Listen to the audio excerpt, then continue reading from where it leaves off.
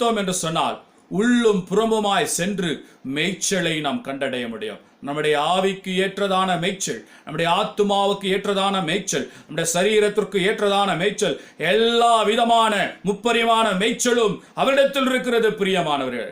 ஆம், அவர் முப்பரிமான தேவனாய் இருப்பது போல முப்பரிமான மேய்ச்சலை கொடுப்பதற்கு அவர் போதுமானவராய் இருக்கிறார். அவரிடத்திலிருந்து மேய்ச்சலை பெற்றுக்கொள்ள வேண்டும் என்று சொன்னால் ஜன்னல் வழியாக வர முடியாது. ஆம் பிரியமானவர்களே, இதோ எக்ஸாஸ்ட் ஃபேன் வச்சிருக்காங்களே, அந்த ஒரு ஓட்டைக்குள்ள வர முடியாது.